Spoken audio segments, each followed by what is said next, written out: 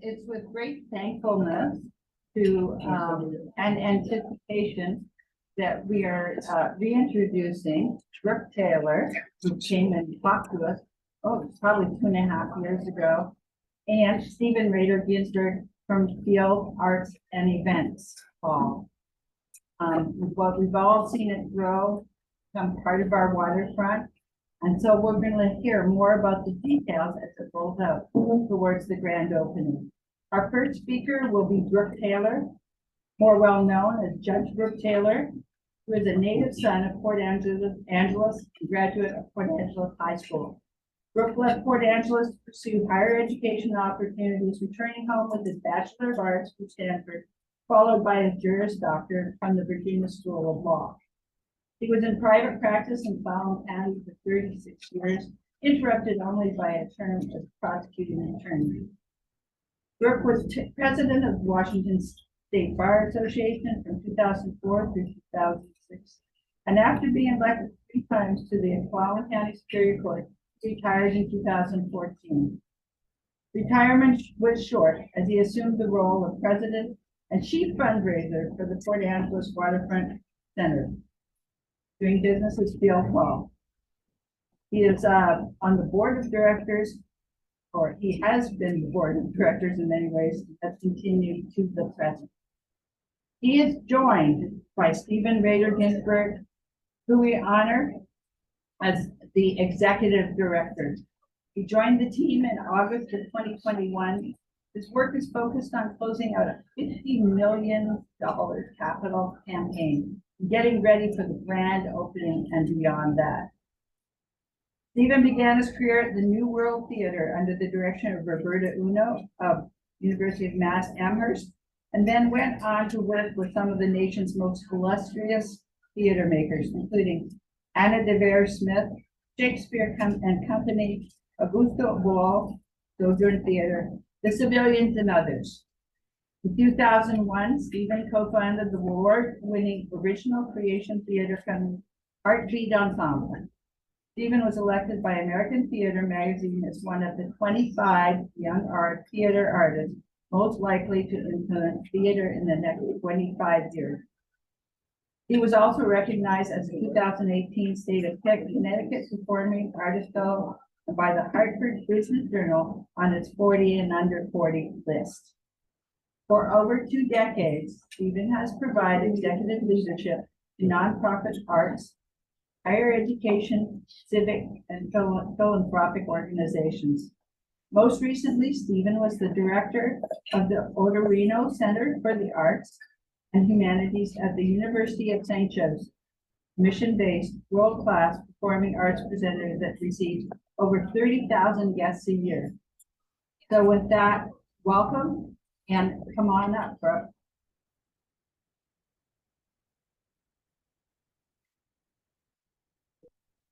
Thank you. Thank you for that very kind introduction. I went back through my notes, and the last time I talked to this group was on October 2nd, 2020. We were meeting in the cafeteria at the hospital, I think, at that time.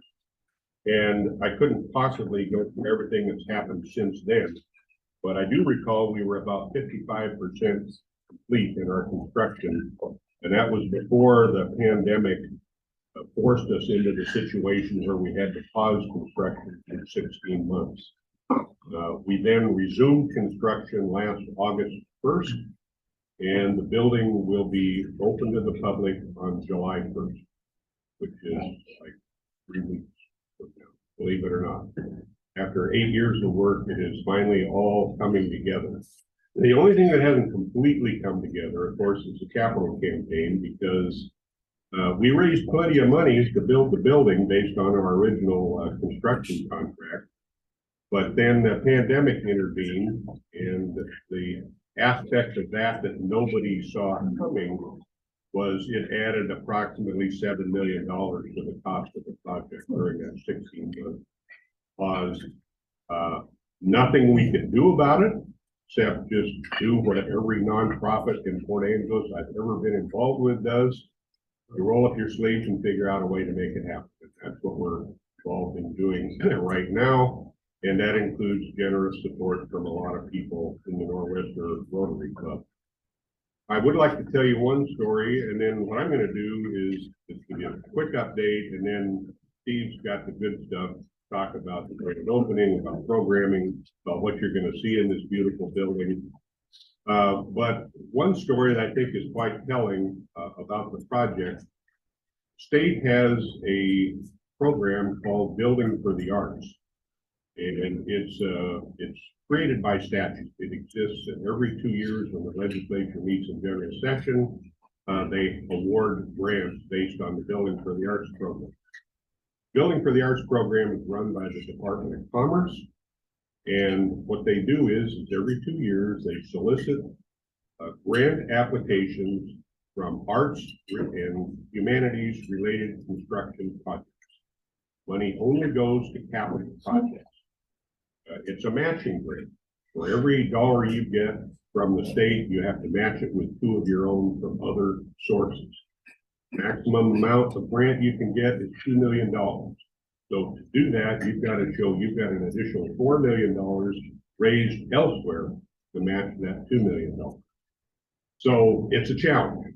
The process is very rigorous. The application is very, very thorough. Vetting is very, very thorough. You submit your application, it goes to the Department of Commerce. There's criteria for getting these awards. Does the community support the project? What is the level of community support? Does the leadership team have the wherewithal to get the project done? So on and so forth. And you have to write a narrative to establish you're meeting all of these criteria. Then the Department of Commerce has a group that screens all of these.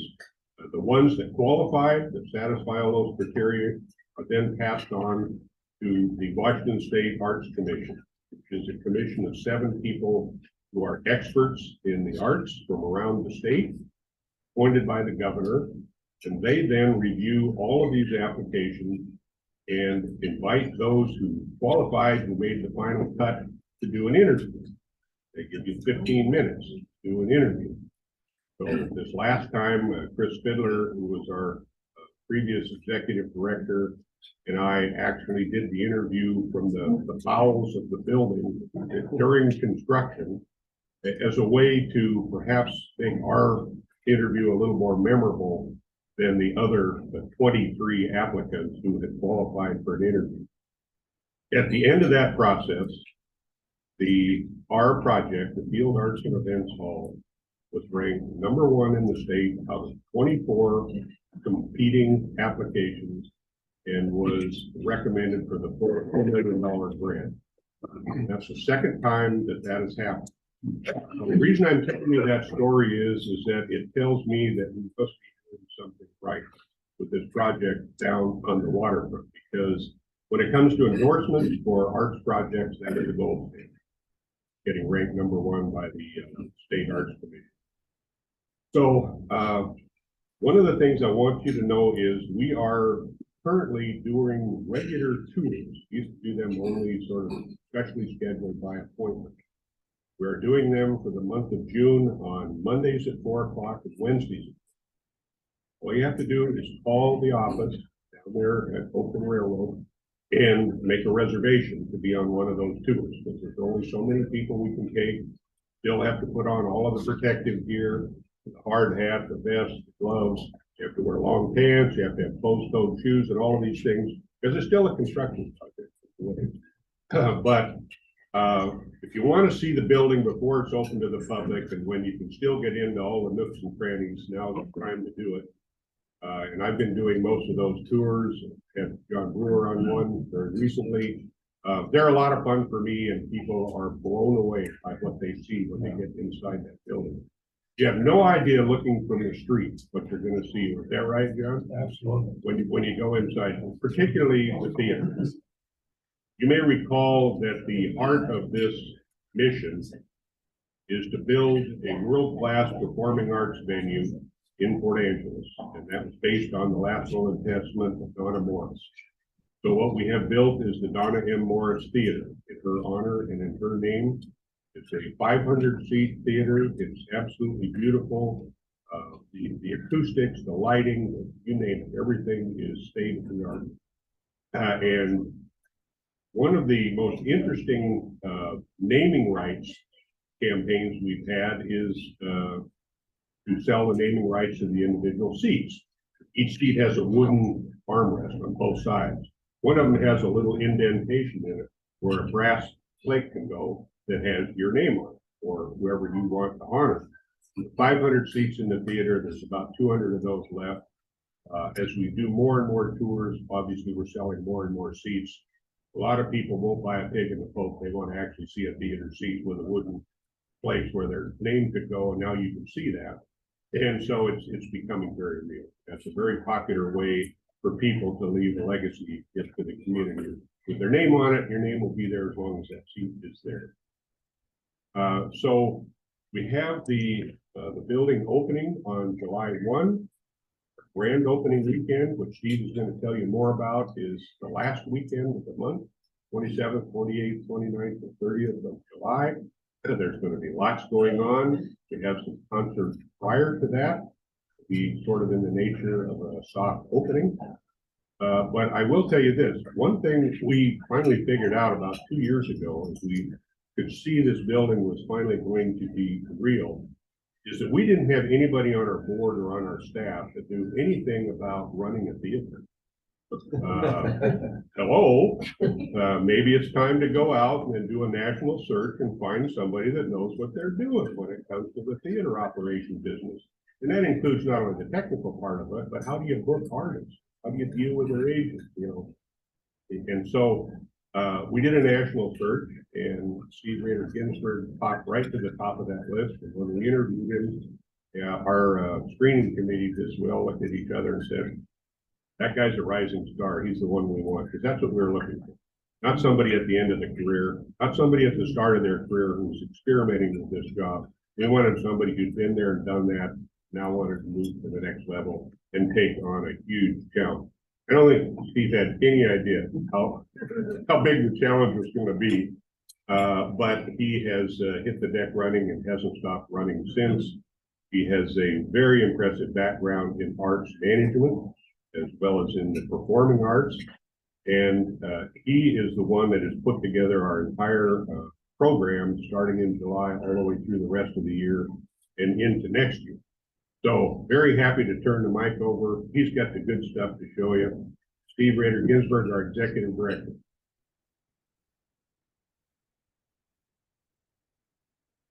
Well, thanks to Judge Brooke Taylor and the whole board for their work over 6 years. This has been a project that's been from the idea phase to the design phase, to the fundraising phase to get this happening. This is the largest private nonprofit project on the North Olympic Peninsula. When you see our glass curtain wall on the north side, it's the largest glass curtain wall on the North Olympic Peninsula. So we've got a few things to celebrate being unique and bold right here in our area. Speaking of the largeness of it, we're looking at this as a regional center. So this is to attract people, and we've had more and more interest from Port Townsend, from Forks, for people coming in and seeing the place and saying, wow, we don't have an asset like this in our city. Now we're more interested. Port Angeles is more attractive. So before I came here, Brooke told me a story of going out to Forks and presenting to them and being out there with pretty much a room of 90% loggers coming in or going to work. He asked, how many of you go and see the theater? And almost all of them raised their hands and said, well, we bring our family to Seattle, once a year, or twice a year, or do something like that. So now we've got a place that, I'm seeing Grant here, I'm sure you've worked with most of those guys, and who go to Seattle and come back, but now we can go twice a year or 3 times a year, spend the same amount of money going 3 times a year to see a show here that is the same quality that you'll get at the Paramount Theater or other theaters in Seattle, Fifth Avenue, and that sort. So I brought some photos and some video. I want to basically take you on a tour of the theater. And it's not just a theater. My background, as Brooke said, is the theater, but we have a conference center. That conference center can hold 300 for a meal, 400 for a theater style presentation. We have interest from the Olympic Medical Center and OHN and many others for trainings. So the expense that we've had to do in our area to send people for certification and advanced certification, or to keep their, I mean, I know Steve Wilson back there probably had to go and do that when practicing and to keep your accreditation up, leave and go somewhere else. But now the hospital is looking at bringing the trainers here and having 100 nurses or so at one time getting their half-day training and certification. It's going to be a lot more efficient, a lot more beneficial for our area to have something like this. So let me go through this. I'll show you the photos. I'll show you some work that's coming up, the schedule of opportunities that you'll be able to get tickets to see things, and then you'll have time for some questions. So let's bring this up. Here we go. So this was just the other day. If you know Eric Nurath, who's a photographer in the area, he's just volunteered to document the process over time. So for many, since this has started, he's just come in about once a month to take pictures of the whole building. So we have a document of it. But this is last week, and you can see the finishing touches coming in. This is our lobby facing east, and we're looking south. So east to the left, south in front of us. On the right, you'll see the vestibule that enters the theater.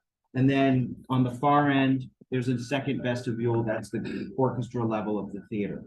Between those two doors, we have 7 donor screens. They're screens that will be our share who helped to support this, as well as using those screens for upcoming events and other information. This is our grand staircase going on upstairs. You'll see we used a lot of glass and wood.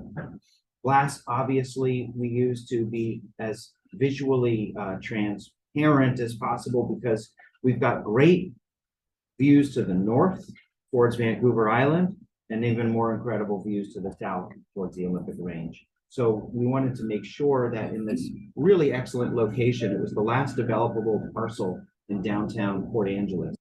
And also, if you remember, this is we're phase 1 of a multi-phase project. This is the Port Angeles Waterfront Center, and the Marine Discovery Center, if you saw them in the paper yesterday, is earmarked for $3 million to get going to build the Marine Discovery Center from the Inflation Reduction Act. So there's just great successive things happening here in the area. This is now we're looking north as you enter. You can see the staircase ascending up towards the conference center. Again, the wood features in here, towering wood pillars with wood on the ceiling. Really, we wanted to try our best, and I think we're achieving it, to come in and see, wow, this is an iconic Pacific Northwest Performing Arts Center. It's inspirational as well as imaginative, and it harkens back to the majesty of our nature, natural surroundings. Again, some more shots of the first floor. This is on the second floor looking down. Those are the entrances to the balcony. And again, that is a glass wall. It kind of looks like it's just open, but there's actually a glass wall on the very south side, and that's the McGraw Family Foundation room at the very end there. This is looking, we have a stellar, basically 180-degree view from there, and if you turn around, you can see the water to the north and Mount Angeles over here to the south. This is looking north. This is the conference center. As you can see, we got our chair delivery. So this is how close we are to opening. We're really putting the finishing touches on. Next Thursday and Friday, staff is able to go over and move our computers from our temporary offices we've been renting and start setting up our desks so that on the 20th, we'll go in and start working in the building. And again, that is the view right out the second floor, looking north. This is the stage. I don't have the best pictures of the stage because the day that Eric was in there, we were finishing painting. So this is all plastic. We're standing on the stage looking towards the audience. This is a full plastic drop because it was, it had dry black paint falling. And we didn't want that to get into the audience. So that's a big, huge plastic screen up between the proscenium arch here looking out. So this is the view of the performer. So I don't have unfortunately in here, the best pictures of the theater itself, but that is everything surrounding the theater. Let's see, I want to share, there's what we're doing this month and what you can get involved with is the grand opening is set for July 29th, Saturday, July 29th. Before that, we're doing a number of activities, some of them large scale, some of them not, but getting the theater activated and us moving in and gearing up for this. So we have something on the 22nd and 23rd. This is called, these posters are just about to go up soon. This is called, it's our Community Days celebration. So we have it's all free and it's all local artists. So we wanted the very first thing happening to be sure that it was accessible, that anybody who wants to go in and take a look, hear and see performance. So we have 2 days. We have Saturday, July 22nd, which is an amplified day, kicked off by Black Diamond Junction, ends with Bread and Gravy, a bunch of performers in between. Noon to 10 p.m. So you could just come in, come out, see what's going on, no cost, hang out around the area. And then on Sunday, we're calling it our Unplugged Day, and that is without amplification. So we have dance, choirs, and acoustic music, including the Swim City Band. We also have our grand opening celebration. So I'll just share this with you, and then we'll see some videos of some of the work that's coming in for it. So we have Bandaloop, which is a dance company. They are dancing on the outside of the building. We wanted to celebrate the architecture of the building and accommodate as many people as possible.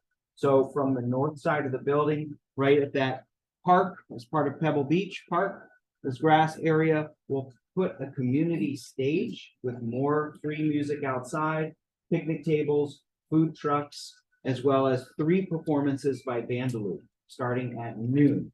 Noon is the sort of artistic ribbon cutting. That's the sort of the big performance right there on that glass wall that you'll see at noon, and then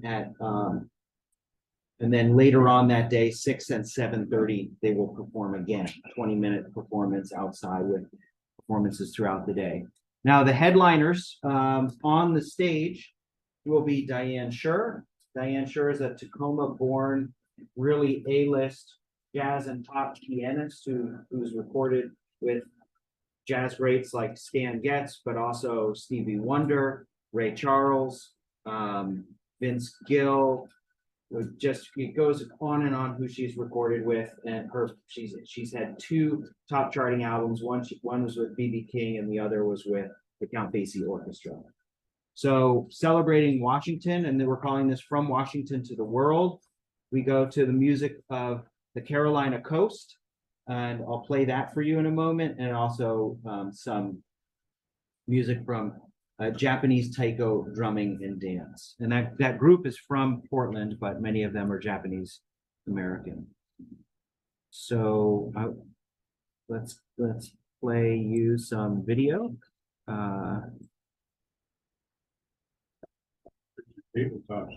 Yeah, we'll come back to that. So on July, so as Brooke said, there's some things are happening prior to grand opening. These tickets are for sale now, and actually I'll show you. I wanted to bring this up. So if you go to our website, fieldhallevents.org, this is changed over. It used to be an informational site, what we will become. Now it's an active performance site. And as you scroll down, you can see the countdown to grand opening, but also you can see the performances that are coming up, being able to get your tickets for those performances right here. And what's also cool is you can see a calendar view and you can say, oh, July 6th, there's a performance here. The 16th, there's a performance here. And as you go down, so this will get more and more full as we come into our season, and you can see this online. So we'll play just a few of these coming up and see how the sound comes through and if you can see this. So on July 6th, we're having the Brubeck brothers. They're two children of Dave Brubeck. So they toured with him for 30 years, recorded albums with Dave Brubeck, and now they continue on their own.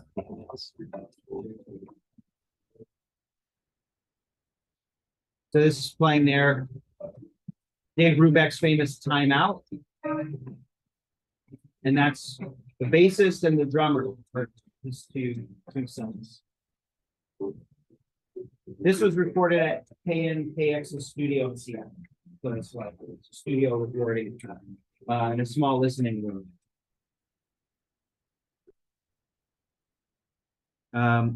I want to share with you this artist, and I'm going to hand out these. You can pass these around. This is a kind of a private invite audience. It's not public. You can't publicly get tickets for this. So on the postcard, you can see a phone number you can call in. Some of you, if you were a donor or a Founders Circle sponsor, you received an email that gave you a code to be able to get tickets for this. But this is a Carnegie Hall artist. Her name is Katja Graneva. She has actually some friends in the area, and she came in with Brooke to a tour and saw it when it was just a concrete shell. She said, wow, would I like to play here? So we invited her back to be one of our first concerts. So here she is at Carnegie Hall. I don't know if you can, hopefully you can hear. So Katja has created a series of music that she's calling Love and Water.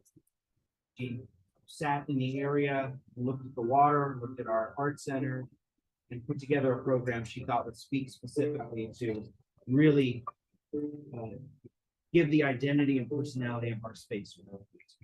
So this is a benefit concert. It will have a champagne reception afterwards. So this is our second concert, and this is the first solo piano concert.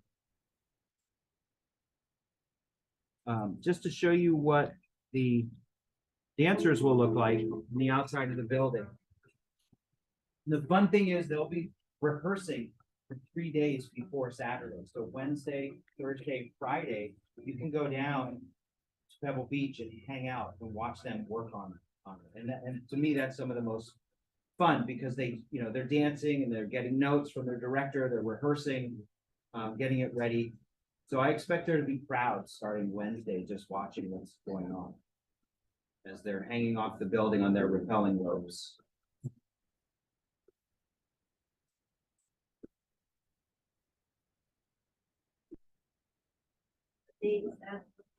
This is Saturday, July 29th.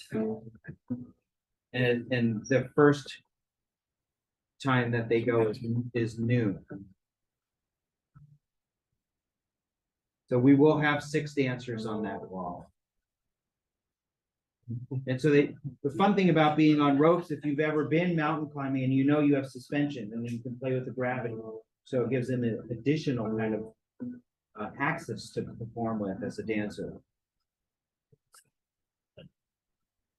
Yes. Here's a little bit of the artist Diane Schur.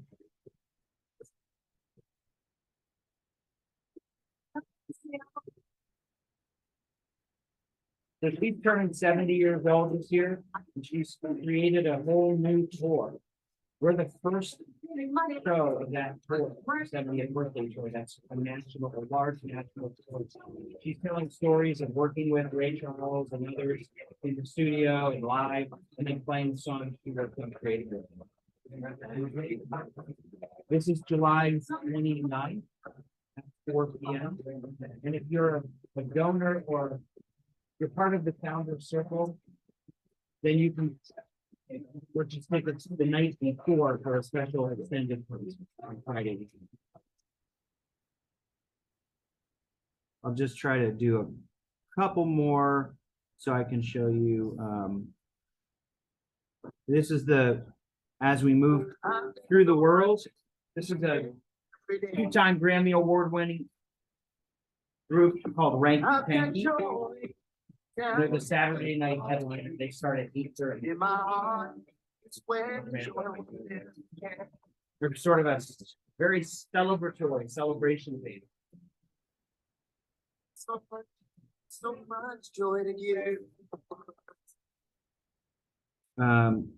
We have our Japanese drummers, but I'll show you some of the work that will come throughout the year as well. This is part of our opening weekend. It's not, the tickets are not up, not being advertised, but this is Saturday, September 9th, which is opening weekend. So this is kind of a fun show. This guy, Frankie Moreno, who plays music of Elvis, Jerry Lee Lewis, kind of a whole time rocker. So just bring a traditional rock and roll. Fun show. But we do have more than, we're doing more than music. We have a really, I think this country's top flamenco dance company here.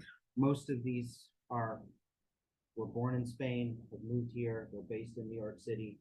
They're coming to do a world premiere based on the artist Goya. They created a flamenco dance around his work. And it's opening at Meany Hall, University of Washington in Seattle. So the week before that, they're here to kind of get over their jet lag, tighten up their show before they get reviewed by Seattle Times for a world premiere. So we get it, we'll see it first. And this is,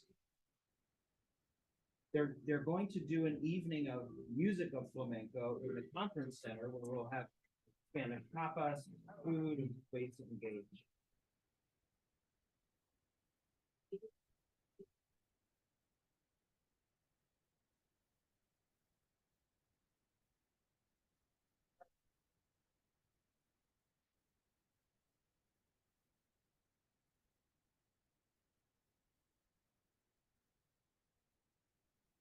And let's see, and then later in the year, we have a French Algerian company. I believe they're performing in Victoria and then coming over here the next day. This is the most athletic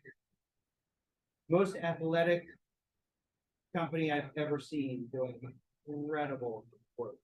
This is in February.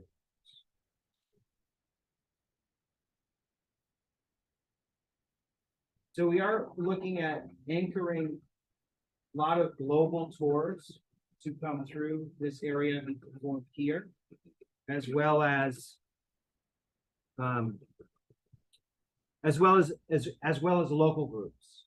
So we will bring in these, I'm trying to anchor and work with agents as these, these get developed 12, 18, 24 months ahead of time, because it's really complex to bring groups from France throughout the US and Canada and lock those up, get your visa letters, everything done. So those are the ones I've focused on now. Then we'll fill in a lot of dates with more local and regional. So we will be seeing our local companies as well. So I know it's 8. I think you wanted me to end 10 minutes ago for questions. That was the overview of what's in the theater, what's in the conference center, how our building is looking. I guess it's nice that I didn't show you a picture of the theater, because now you're in for a surprise when you go in and see the beauty of the theater. I do want to recognize Fort PA Hardwood that donated $80,000 worth of big leaf maple, which you'll see as a prominent accent when you walk in. Our entire theater is lined with local North Olympic Peninsula big leaf maple, and it helps.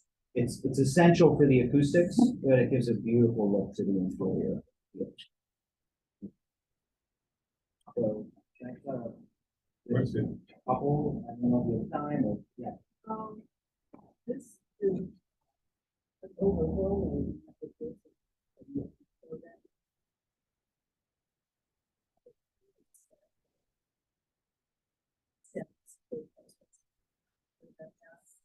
Well, we went from 4 about 2 months ago to 15. In terms of staff. And there's probably 50 people a day working construction. They have been since August 1st. 2022. But yeah, it's a very complex, it's pretty complex to staff. And it is not easy to go from scratch, you know, building it all and making the initial decisions. It's interesting. I have talked to a lot of colleagues in the area who say, you know, I never had to deal with that because I just came in here and it was gone, you know, so. So we've had to dig down and make it. Yeah. Because we're pressed for time, I would make a quick announcement. Thank you for Suzanne. We've been all contributing as individuals, but Northwestern Rotary and Port Angeles Mini Club have wanted to contribute some small way to this grand and glorious community structure, country structure, the heart of what's in it. So as a group, we're going to recommend to our boards and to our foundation that each club will donate it to the $10,000 tabletop. I do have a picture, yes. Yeah, show them that. Where we will work with the Field Arts and Event Center to choose an artist that can do a tabletop that follows along with their theme. And so we've got a couple of artists mentioned, and our hope is that we will be able to, as a club, have table. It'll be in the cafe or maybe these are mobile tables in essence of that they can go where the need is. So this is an example. Todd Fisher did this one. They're just going to have no more than I think 2 tables for artists. I understand. Yeah. And down in the bottom right hand corner, you can see there's a donation area for who the artist is, and then we'll have our insignia in Northwestern. So as a club, we'll go to the board next week, and thank you everybody who got back to help us working with the new. This table was dedicated to Jan Fisher by her husband, Mark Fisher, who's on our board. No relation to Todd Fisher, so there's no ethical issue there. But it says, enjoy friends, enjoy Field Hall, Jan Fisher 2023. And this is Barnes Cove at Lake Crescent. So that was our first one, and we have 2 more artists working on works. And if we get approval, we'll have another 2 more tables. Kathy and I 6 months in contact.